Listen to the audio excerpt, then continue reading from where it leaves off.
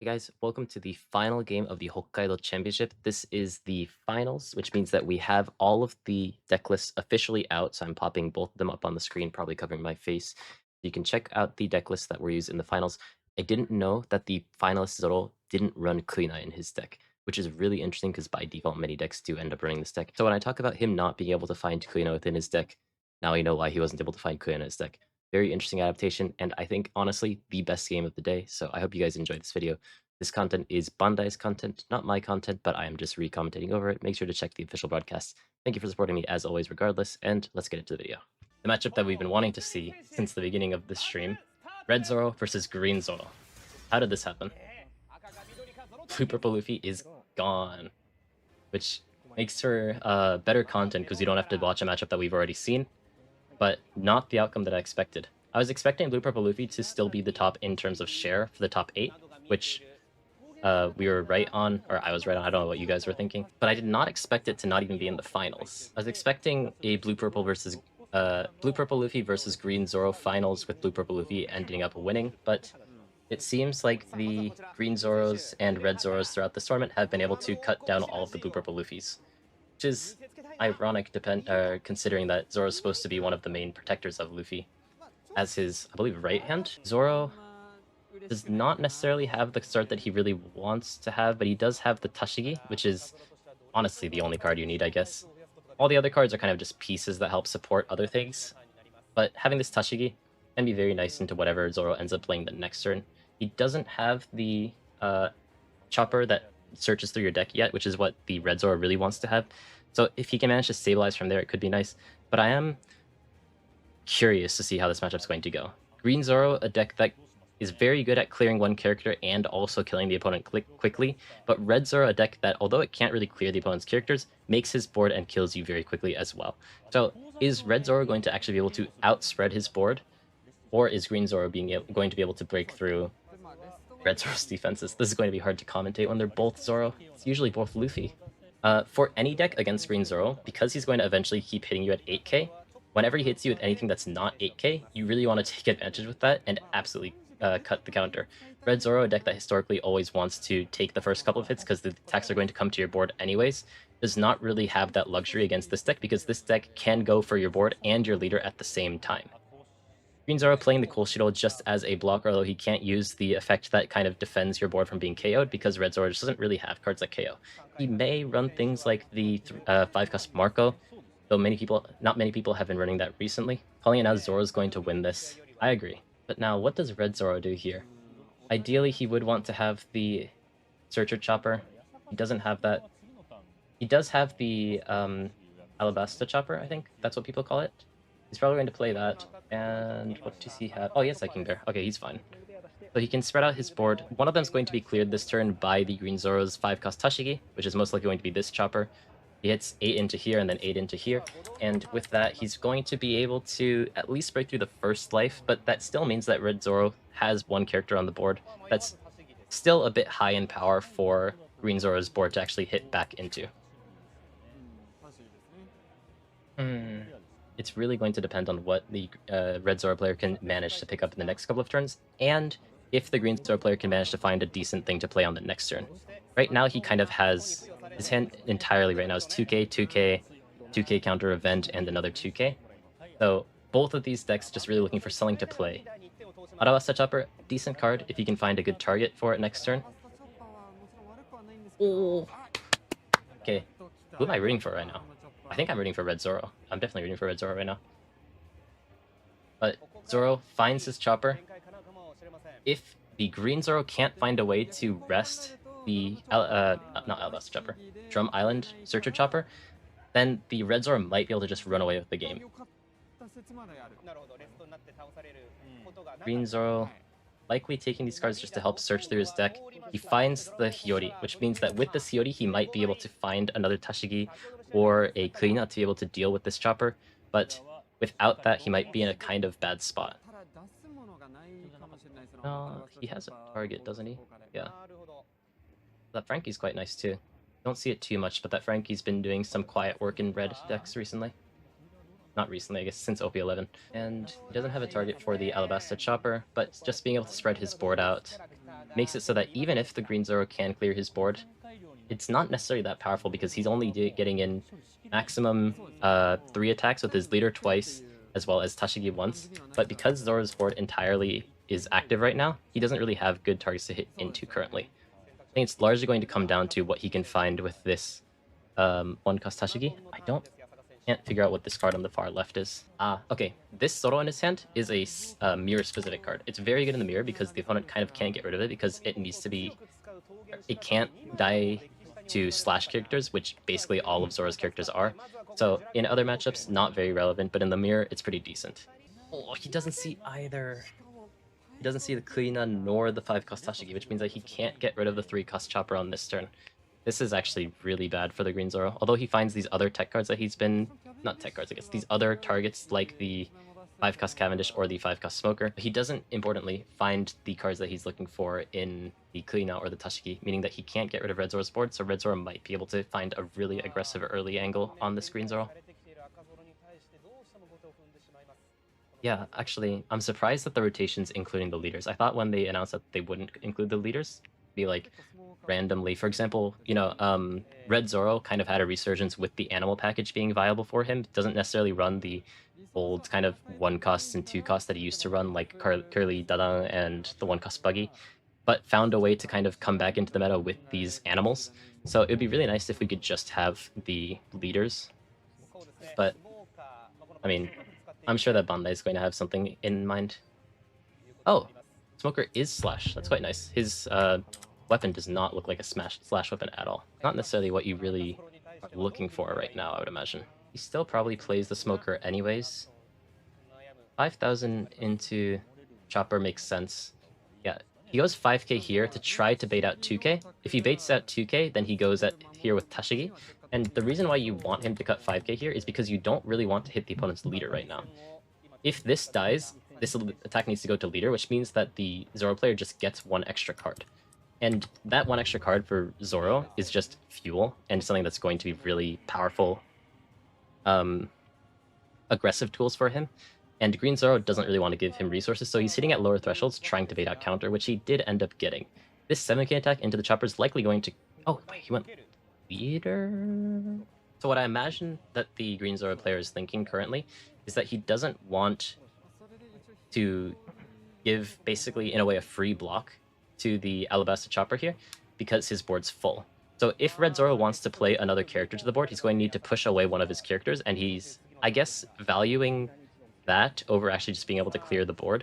But I feel like right now, Red Zoro doesn't care too much about playing more characters, because he can just replace this card anyways, and instead is just trying to overwhelm the Green Zoro before he really has a chance to fight back.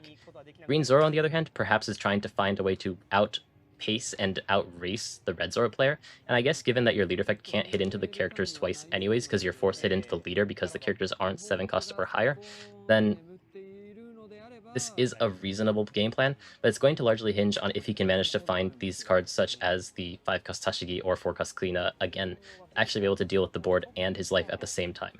Without these cards, this 7k tech into leader is kind of aimless. And with this Tashigi now being rested, this 3-cost chopper, with its on-attack effect, which is very often forgotten, reduces the power of it by 3,000.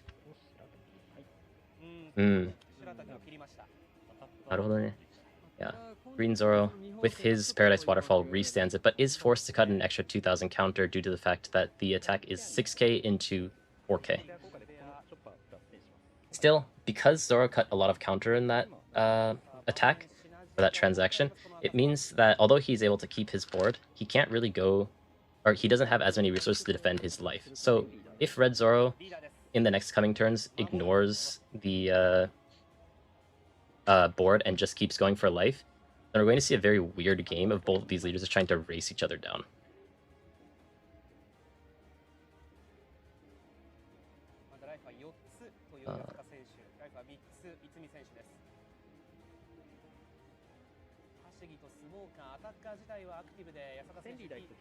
This chopper, although it's going to end up replacing one of the characters on board, because the character they're replacing is 2,000 power anyways, it doesn't necessarily make the... it's not that painful for Red Zoro anyways. This chopper is going to be very valid because once the green Zoro restands his character or rests his characters again on the next following turn, he can technically try to do the same thing and clear his board to mitigate the opponent's damage while also being aggressive with the other characters on his board. It makes it very awkward for Green Zoro to actually choose what target he wants to hit into next turn, but maybe with his leader effect as well as these characters just being base 7,000, he might be able to clear all three of these characters the next turn. It'll largely come down to that, but Green Zoro, with only one card in his hand, with Red Zoro having a full board as well as 5 cards in hand, is still in a very, very good spot.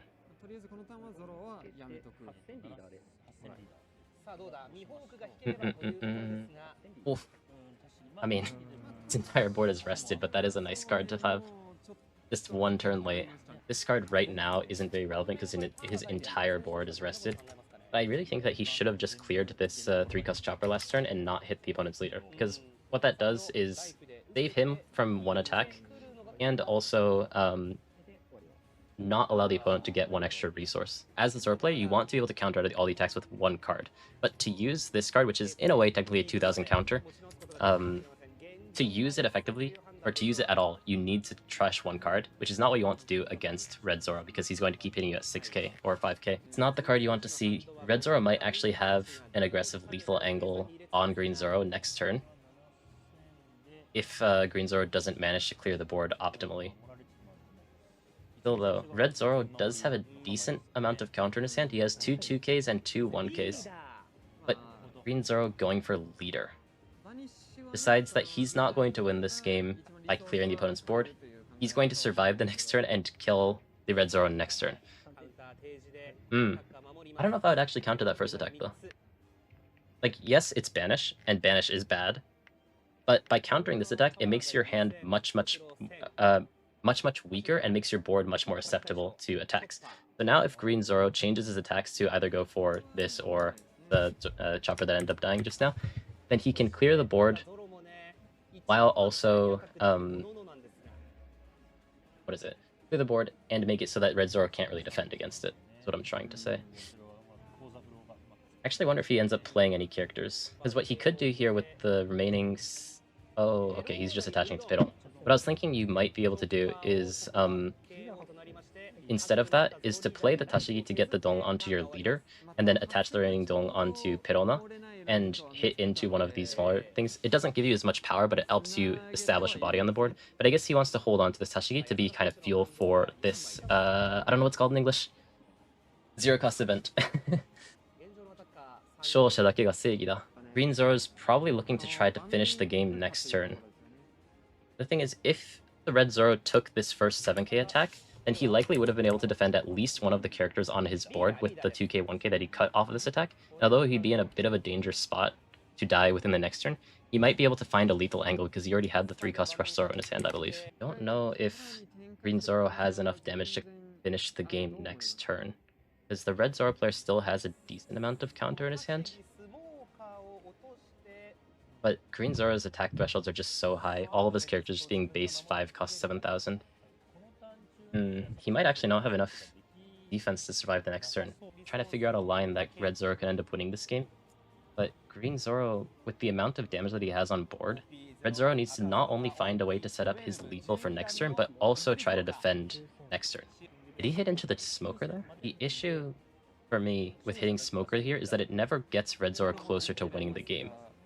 He might be, if for example Green Zoro is forced to use this Shosha Dake ga Seigi da, or as someone in the chat just mentioned, Side of Justice with range, then like you get a little bit of value off of that, but that still means that the character survives on the board. And even if it seems like it won't survive, you could technically just block with this character. So in basically every scenario, this character will survive, and if Green Zoro is trying to finish the game next turn, he will be able to. 3, 8. Oh, wait, did he cut the 2k? Oh, he's holding up. He really wants to hold on to the Tashigi for this chopper blocker. So he cut the 2k.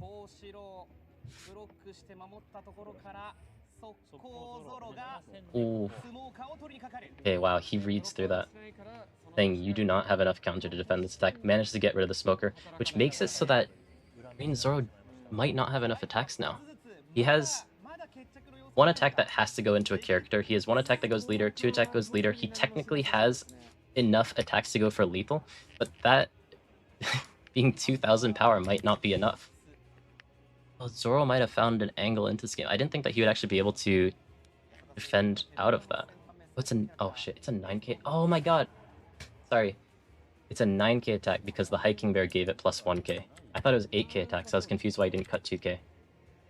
Yeah. Okay. That makes a lot of sense. So 9k attack forces him to cut the Justice with the side of wrench. I need to find a better name for that. And he gets really greedy with the cards that he cut, and makes it so that the Tashigi Smoker ends up dying to the 7k attack from Zoro. This means that Zoro doesn't have enough attacks to actually break through, given the amount of counter that I think he has. 3k counter in hand. He might still actually have lethal if he ends up hitting at the right thresholds, but 7k to start is not it. This makes it so that he's guaranteed to not be able to finish the game on this turn, which means that now he has to survive on this turn, which honestly, completely possible. Oh, he had another 1k. Sorry, I thought this was the other chopper. He can hit with the Perona and Zoro into 2 characters and threaten lethal to make it so that the Zoro needs to find a rush character next turn to actually have enough damage to try to go for lethal. So basically all that it comes down to, I think, is Red Zoro's top deck here. I guess you play the character anyways if Red Zoro, again, decides to just clear your board. So you likely probably want to play one of these characters, and the Banish, although nice, is probably just kind of placebo at this point, so you probably end up playing Tashigi. Perona going to attack for potentially 6k, the chopper, and Red Zoro does not have enough counter to defend that. And now Zoro, is he going to end up playing the Tashigi? He does, yeah. So this Tashigi makes it so that even if the Zoro can clear these 2 characters, because this character is active, if he doesn't have something like Mole Pistol, then the Zoro is set up to have 2 attacks on the board, with the opponent only having 1 life. Now, does Red Zoro find a rush card to go for lethal? Does he have it? I mean, he must have it, because he doesn't have any counter. But like, what does he go for? Hold on. Fuck. He has...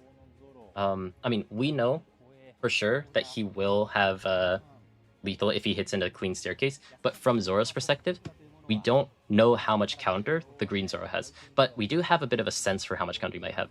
Last turn, the 7k attack into the Smoker was taken, which means that at least last turn he had 0 counter in his hand. He played a card with 0 counter this turn, which implies that that might be the card, meaning that he might have drawn a card with counter, but he's already shown that he doesn't have that much counter in his hand. So, how much did he hit for? This is 5, 6, I think he adds 1 dong from the active main, so it's probably 7 into leader, just making sure that it's safe. So if he goes 7, 3 Kasoro is 6, 8. He could do 7, 8, 8. Regardless, the attacks go through. I don't think that Green Zoro runs anything like that Green Radical Beam. But he could, yeah. Just about to mention. If he draws this card, that gives his leader plus 3k, he has a 1k in his hand. Which means that he would have exactly enough counter. So one thing that Zoro could do, I don't really like this attack starting at 7. I believe it's 7. I might just be wrong on that. If it was 6k and he didn't use the activate main, then it would be guaranteed lethal once he takes the first attack. Ah, it's the wrong event. It's the wrong event. He doesn't have enough, right? He doesn't have enough. He's a 1k. Red Zoro won the first. Red Zoro won the first OP12 championship. Hold on. Let me go to my tier list here. Okay. There we go. Sorry. Not a C tier deck. S tier deck.